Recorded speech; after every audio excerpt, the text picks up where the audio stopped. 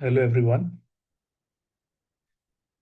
Today I would like to put one important perspective of the doctoral students.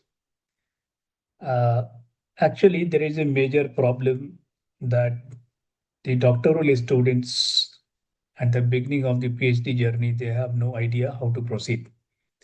So what exactly is happening that their title of the study is not proper, their statement of problem is not proper, their literature is not proper. Means what they are basically doing, majority of the cases I have seen, I have observed, I have attended their internal external presentation, I've attended the DRC meeting. So what I found, one common thing is they have no clear structure how to proceed for the research proposal. And nowadays what is happening, people are using AI, and with the AI they are simply just creating the content, and then they are just presenting it. So that is not correct. So here, question comes in: what to do, how to solve the problem. So I will focus on one important aspect: how to prepare the research proposal. So in this lecture, I'll provide one basic understanding how to prepare a research proposal. Okay, so when I say research proposal, so we have two options in the era of AI. So very first one is we can prepare the research proposal using the traditional method. So it will take a lot of time. So I would rather say it would be a kind of foolishness if we are not using AI. You have to use AI, but there is something called ethical use of AI, responsible use of AI. So how you can use AI, so I will discuss in the next part. But here I would like to tell you some of the structure of the research proposal. So very first aspect is understand that your title of the study basically comes from the future research direction of the existing study, or it comes from the idea that you have. What kind of idea? Idea means some concrete idea that you have, so it will come from that. Okay, so I'll give an example. Assume there is a situation. Situation is, uh, suppose you are a faculty, you are teaching financial accounting, and many students who comes from non-commerce background in BCom or BBA. So they struggle with studying the financial accounting. They don't understand what exactly the debit, credit, what exactly the journal entry, what is the ledger is, what the trial balance is. So they basically struggle at very primary stage called journal entry. And that's why they feel frightened from the financial accounting. That's true that I have observed. So this is the idea I have. Okay. So with this idea, what I will do is I'll write one statement of problem. Okay.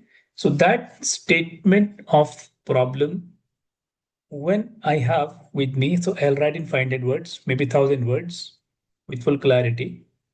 So I can just push it to the chat GPT or Claude or any AI tool for a refinement of the language. Idea is mine. I'm putting it in chat GPT, I'm putting in the Claude for the sake of clarity. Okay, I'm just translating it into the more clarification, or say more uh, uh, with more clarity. I'll just take it out. I'll extract some more information. So that is the responsible use of AI. That's the ethical use of AI. Okay, so you're not generating primarily from the AI tool, any of the AI tool. Okay, that's fine. After that, when you have the statement of problem with you, either taken from the literature or taken from your idea. In both the cases, literature support is required. Okay. So now you have the statement of problem. Then on the basis of statement of problem, you will write the research questions. How many? Maybe 3 to 4, maximum 5, not more than that.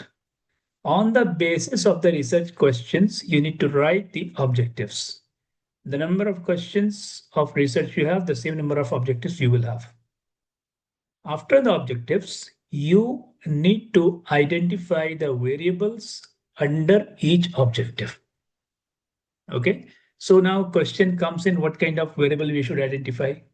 Variable is something that will guide you uh, to move forward in the study. So that variable can be dichotomous, the variable can be interval, it can be of any category under the measurement scale. It's up to you. But preferable is you should go with some kind of variable on which you can create some questions on 5-point Likert scale. That is interval data. Okay. After that, on the basis of the variables, you are supposed to propose some of the hypotheses, preferably in the research proposal, null and alternate in the combination. You should not proceed with the directional hypothesis in the research proposal because until now you have not studied. So that's why it is preferable that you should go with some kind of hypothesis called null and alternate. Okay. Then comes to then after that we need to go to the data analysis. So we have to decide under the research methodology what kind of tools you're going to use or what kind of methods you're going to use. So you need to refer the measurement skills or you need to refer the literature review. Okay. So decision on the sampling, that's solely based upon the research problem, what kind of research problem you have, how you will collect the data, what will be the place of data collection, what will be the sample size. Okay, so there are a lot of things basically happens in that case. So all things will come from the literature review. Okay, so when you are sticking to the literature, everything will be fine. No one can touch you in any of the external meeting or the doctoral committee meeting or the DRC meeting where there are a lot of things you can say. All are synonym for me, all are just one. So in any of the meeting, no one can touch you if it is supported by literature review. Okay, so now what kind of statistical tool I can use in my research? That is based upon what kind of scale you are following. Suppose when I say decision on the statistical tool, so that basically comes from NOIR, nominal ordinal interval ratio. Okay, so there is a combination. If suppose interval is there, independent variable, dependent variable, mediating variable, moderating variable. If somebody says okay, all are from interval data. So we have some set of rules. You can use discriminant analysis. You can use regression model. You can use structural equation model. You have to use in the preliminary analysis, exploratory factor analysis, confirmatory factor analysis, reliability analysis. So there's a set of rules. If it is the combination with ordinal and interval, then you can use the independent sample t-test. You can use one way and also. That's I'm just giving the example. So there are a lot of tools that you can use. The combination of different variables under which category it is lying, categorical or non-categorical, metric or non-metric. Accordingly, you can decide. And after that, we have one more thing. Suppose, for example, somebody says, I'm not very much good in the statistics, no problem. Follow the literature. Suppose you have taken some of the objectives from the literature review. You have followed some of the future research direction. Out of that future research direction, suppose you have taken 3 objectives. So object number 1, it basically extracted from some literature or maybe the multiple literatures. From the multiple literatures, you should see what kind of statistical tool they have used. You can simply adapt or you can adopt as it is. Okay, you can use the same way you can use. So likewise, yeah, you can decide. Okay, so this is the major portion of the research proposal. Okay, so now let me conclude. The very first aspect is statement of problem, then research question, then research objective, then objective wise variables, then proposed hypothesis, then proposed research methodology. Under research methodology, what? Under research methodology, first of all, there will be a research design. Okay, so you have to decide what kind of research design you're going to follow.